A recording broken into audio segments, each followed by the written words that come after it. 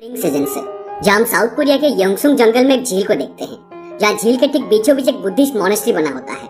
उस मोनेस्ट्री में एक बुद्धिस्ट गुरु अपने एक शिष्य के साथ रहते हैं, जो कि एक छोटा अनाथ बच्चा था। दोस्तों, इस मूवी में ना ही उस ओल्ड मॉन्क का ना ही उस यंग मॉन्क का नाम बताया गया है, इसलिए रेफरेंस के तौर पर हम उस यंग मॉन्क का नाम हैन रख देते हैं, ताकि स्टोरी में कोई कंफ्यूजन ना हो। उस मोनेस्ट्री में एक गेट था जो कि लकड़ी का बना होता है, और इसमें हैरानी की बात यह थी कि उस दरवाजे के आसपास कोई भी दीवार नहीं था। लेकिन गुरु और शिष्य जब भी यहाँ से गुजरते थे तो उसी गेट से ही आना जाना करते थे। अब हम गुरु और शिष्य का डेली रूटीन देखते हैं। पहले गुरु उठते हैं और बुद्ध की मूर्ति को प्रणाम करते हैं और फिर अपने शिष्य को उठाते हैं, और यहाँ कमरे के अंदर भी एक गेट को देखते हैं जो कि बिना किसी दीवार पर टिका हुआ था। इसके बाद दोनों तैयार होते हैं और एक नाव पर चढ़कर झील के दूसरी तरफ जाने लगते हैं। ये नाव ही एकमात्र साधन है दोनों मॉन्क को बाहरी दुनिया से जोड़ने का। फिर दोनों मॉन्क बिना किसी दीवार वाली गेट से बाहर निकलते हैं। यहाँ से गुरु भिक्षा मांगने चले जाते हैं और हैन पहाड़ी चढ़ के जड़ी बूटी इकट्ठा करने चला जाता है। हैन को रास्ते में एक सांप भी दिखता है, लेकिन वो उस सांप से बिना डरे हाथ से पकड़कर दूर फेंक देता है और वही बने गौतम बुद्ध की स्टैचू से झील को देखने लगता है। कुछ देर बाद दोनों वापस आते हैं और हैन के लाए गए जड़ी बूटी को गुरु देखने लगते हैं और कुछ जड़ी बूटी को निकालकर साइड कर देते हैं और कहते हैं कि ये जहरीला है, जबकि सारी जड़ी बूटी देखने में बिल्कुल एक ही जैसा दिखता है। अब गुरु हैन को उन दोनों पत्तियों के बीच का माइनर डिफरेंस बताते हैं और कहते हैं कि हमें अच्छी और बुरी चीजों के बीच का चुनाव को बहुत बारीकी से करना होगा, वरना हम कभी भी मारे जा सकते हैं। गुरु की ये शब्द एक मोरल की तरह है, मगर छोटा होने के कारण हैन को इस बात की गहराई समझ नहीं आती। आगे हम देखते हैं कि हैन एक शाम को झील के बाहर खेलने जाता है और वहाँ वह एक झरने के पास जाकर एक मछली, एक मेंढक और एक सांप को पकड़कर उन्हें एक पत्थर से बांध देता है। और जब वो जीव सर्वाइव करने के लिए छटपटा रहे होते हैं, तब ये देखकर हैन को बहुत मजा आता है और वो खूब हंसता है। हैन की ये सब शैतानियां उसके गुरु अपनी आंखों से देख लेते हैं, मगर फिलहाल वो बिना कुछ कहे अपने मोनेस्ट्री वापस चले जाते हैं। अब रात में हम देखते हैं कि जब हैन सो रहा होता है तो उसके गुरु चुपके से उसके पीठ पर एक बड़े पत्थर को बांध देते हैं, और जब हैन सुबह उठता है तो उठते टाइम वो अपने शरीर पर उस पत्थर के बोझ को झेल नहीं पाता और दुखी हो जाता है। अब दुखी होकर हैन अपने गुरु को रस्सी खोलने के लिए रिक्वेस्ट करता है, मगर गुरु रस्सी खोलने से साफ मना कर देते हैं और कहते हैं कि कल तो तुमने भी कुछ मासूम जीवों को इसी तरह पत्थर से बांधा था, तब तो तुम्हें उन जीवों के दर्द को देखकर बहुत मजा आ रहा था, तो आज अपने दर्द में तुम्हें वो मजा क्यों नहीं आ रहा। अब ये सब कहने के बाद गुरु हैन से कहते हैं कि जाओ उन जीवों को ढूंढ कर उन्हें पत्थर से आजाद करो जिन्हें तुमने कल बांधा था, उसके बाद मैं तुम्हें इस पत्थर से आजाद करूंगा। अब गुरु की बात मानकर हैन झरने के पास जाता है और उन तीनों जीवों को ढूंढता है जिन्हें उसने कल बांधा था। और जब वो तीनों जीव हैन को मिलते हैं तब तक सांप और मछली मर चुके थे और बस मेंढक बचा होता है, और हैन उसे आजाद कर देता है। यहाँ हैन को अपनी गलती का एहसास होता है और उन मरे हुए जीवों को देखकर वो बहुत रोता है।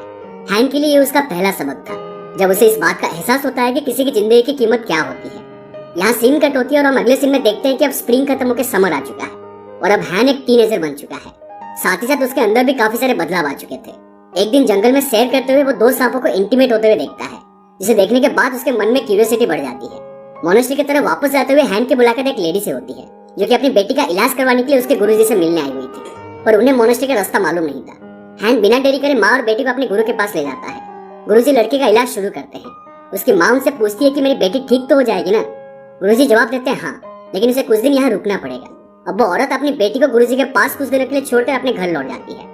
अब क्योंकि हैन ने अपनी लाइफ में पहले किसी लड़की को नहीं देखा था, इसलिए पहली बार अपनी उम्र की एक लड़की को देखकर उसके दिल में खलबली मचती है, पर उसमें इतनी हिम्मत नहीं थी कि वो उस लड़की के पास जाकर उससे बात कर पाता। वो हमेशा उस लड़की को छुप छुप कर देखा करता था, और एक रात जब वो लड़की सो रही होती है तब उसे चादर उड़ाने के बहाने वो चुपके से उसके कमरे में जाता है और उसे टच करने लगता है। तभी अचानक उस लड़की की नींद खुल जाती है और उसी वक्त वो हैन के गालों पर एक जोरदार चमाट मार देती है। उस साटे की वजह से हैन को इंस्टेंटली गिल्ट फील होने लगता है और वो उसी वक्त बुद्ध की मूर्ति के सामने बैठकर अपने किए के लिए माफी मांगने लग जाता है। हैन को माफी मांगकर देख वो लड़की उसके कांधों पर अपना हाथ रख देती है, मानो उसने उसे माफ कर दिया हो। पर इससे पहले कि वो कुछ कह पाते, हैन के गुरु वहां जाते हैं, जिनके आते ही वो लड़की कमरे से बाहर चली जाती है। अब धीरे धीरे मॉन्क की जड़ी बूटियों का असर उस लड़की पर होने लगा था और पहले के मुकाबले उस लड़की के अंदर काफी फुर्ती भी आ चुकी थी। एक दिन हैन उस लड़की को अपने साथ बोट पर घुमाने ले जाता है। दोनों पानी में काफी मस्ती करते हैं। दोनों के बीच केमिस्ट्री बनी रही होती है कि तभी वो लड़की हैन को अपने से दूर धकेलकर वहां से चली जाती है, पर दोनों खुद पर ज्यादा दिनों तक काबू नहीं रख पाते हैं और एक दिन झील के किनारे जंगल में जाकर दोनों एक दूसरे के साथ इंटीमेट हो जाते हैं। रात में भी जब गुरुजी सो रहे होते हैं तब हैन चुपके से उठकर उस लड़की के पास चला जाता है और दोनों फिर से एक बार इंटीमेट हो जाते हैं। अब दोनों को जब भी मौका मिलता तब दोनों जंगल में जाकर एक दूसरे के साथ इंटीमेट जरूर होते थे। हैन किसी तरह ये टॉप सीक्रेट अपने गुरुजी से छुपा कर रखी हुई थी। एक रात तो दोनों झील के बीचों बीच बोट पर ही अपना रंगारंग कार्यक्रम शुरू कर देते हैं। दोनों अपने परफॉर्मेंस से इतना थक चुके थे कि वहीं बोट पर ही सो जाते हैं। सुबह वह बोट तैरते तैरते मोनेस्ट्री के पास आ चुकी थी, जिस पर गुरुजी की नजर पड़ती है। वो देखते हैं कि हैन उस लड़की के साथ लिपटा हुआ घोड़े बेचकर सो रहा है, पर चिल्लाने या गुस्सा करने की बजाय गुरुजी उस बोट की बंद होल को खोल देते हैं, जिससे उस बोट में पानी भरना शुरू हो जाता है। फिर वो वहां से चले जाते हैं इधर बोट में पानी भरने से जब हैन की नींद खुलती है तब उसे एहसास होता है कि उसके गुरु को सब कुछ पता चल गया है। हैन तुरंत अपने गुरु से माफी मांगने जाता है। उसके गुरु सबसे पहले उस लड़की का हाल पूछते हैं और जब उन्हें पता चलता है कि वह बिल्कुल ठीक हो गई है तब वो उसे वहां से चले जाने के लिए कहते हैं। तब हैन बीच में कहता है कि नहीं, ये यहाँ से नहीं जा सकती क्योंकि मैं एक पल इसके बिना नहीं रह सकता। लेकिन गुरुजी जबरदस्ती उस लड़की को अपने साथ झील के किनारे तक छोड़ने चले जाते हैं। उस लड़की के जाने के बाद हैन का रो रो कर बुरा हाल हो गया था और अब वो भी फैसला कर लेता है कि वो मोनेस्ट्री छोड़कर चला जाएगा। और एक रात जब गुरुजी सो रहे होते हैं तब हैन चुपके से उठता है और मोनेस्ट्री में रखी बुद्ध की मूर्ति को लेकर मोनेस्ट्री से चला जाता है। फिर हम देखते हैं कि असल में गुरुजी सोए नहीं थे, वो बस सोने का दिखावा कर रहे थे, मगर वो हैन को बिल्कुल भी नहीं रोकते हैं। और इसी तरह हैन मोनेस्ट्री से सन्यासी जीवन को छोड़कर उस लड़की को पाने के लिए निकल पड़ता है। अगले सीन की ओपनिंग के साथ ऑटम सीजन आ चुका था। एक बार फिर हम गुरुजी को देखते हैं जो कि पहले से अब काफी ज्यादा बूढ़े हो चुके थे। एक दिन गुरुजी को एक न्यूज़पेपर का टुकड़ा मिलता है जिसमें वो अपने शिष्य यानी हैन की खबर देखते हैं जिसे 7 मुल्कों की पुलिस अपनी ही वाइफ के कत्ल के जुर्म में ढूंढ रही होती है। उस रात को गुरुजी अपने शिष्य के पुराने कपड़े को अपने हाथों से वापस सिलने लगते हैं, मानो उन्हें यकीन था कि उनका शिष्य उनके पास वापस आने वाला है। और अगले ही दिन वो शिष्य अपने मास्टर के पास लौट आता है। मोनेस्ट्री पहुंचकर वो सबसे पहले वो बुद्ध की मूर्ति अपने बैग से निकालकर उसे वापस उसकी जगह पर रख देता है। साथ ही साथ वो अपने साथ वो चाकू को भी लेकर आया था जिससे उसने मर्डर किया था। इस बार हम देखते हैं कि हैन का एटीट्यूड बिल्कुल ही बदल चुका है। पुराना वाला हैन जितना हम्बल था उसके कंपैरिजन में नया वाला हैन बहुत ही ज्यादा गुस्सैल था और वो अपने ही गुस्से की आग में जल रहा था। गुरुजी हैन को शांत करने की कोशिश करते हैं और पूछते हैं कि बताओ बाहर की दुनिया तुम्हें कैसी लगी। तब हैन बताता है कि मैंने अपनी वाइफ का कत्ल किया है क्योंकि मेरी वाइफ हमेशा मुझे कहती थी कि वो सिर्फ मुझसे ही प्यार करती है, मगर एक दिन उसने गैर मर्द के साथ संबंध बना लिया जो कि मुझसे बर्दाश्त नहीं हुआ। अब गुरु हैन को समझाते हैं और कहते हैं कि एक दिन तुमने उस लड़की को पसंद किया था और फिर किसी और दिन किसी और ने उसे पसंद कर लिया, तो इसमें इतना गुस्सा होने वाली क्या बात थी। कभी कभी हमें उस चीज को वैसे ही छोड़ देना चाहिए जो हमारे बस में नहीं होती है। ये सब समझाने के बाद भी हैन के अंदर की आग नहीं बुझती और वो अपने किए हुए पाप के चलते सुसाइड करने की कोशिश करता है, मगर गुरु हैन को सुसाइड करने नहीं देते हैं और साथ ही वो हैन की सुसाइड करने की कोशिश के चलते उसे बहुत मारते हैं और कहते हैं कि तुम्हारे किए हुए पापों के चलते तुम्हें इतनी जल्दी मुक्ति नहीं मिलेगी।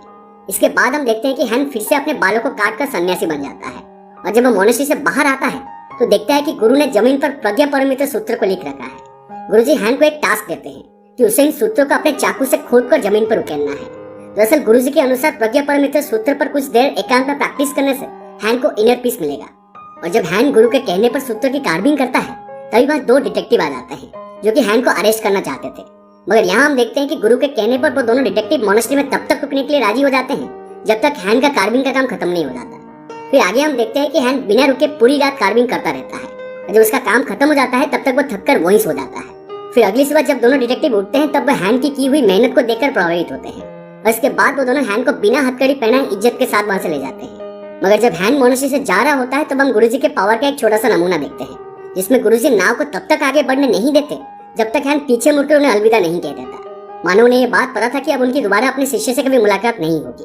अपने शिष्य के जाने के बाद गुरुजी को भी लग रहा था कि अब उनका काम पूरा हो चुका है और एक दिन झील के बीचों बीच बोट पर ही बैठकर वो खुद को अग्नि के सामने समर्पित कर देते हैं। उस दौरान हम गुरुजी के आंखों से आंसू निकलते हुए देखते हैं जिसका ये मतलब था कि कहीं न कहीं वो भी अपने शिष्य को मिस कर रहे थे जो कि हमेशा के लिए उनसे दूर जा चुका था।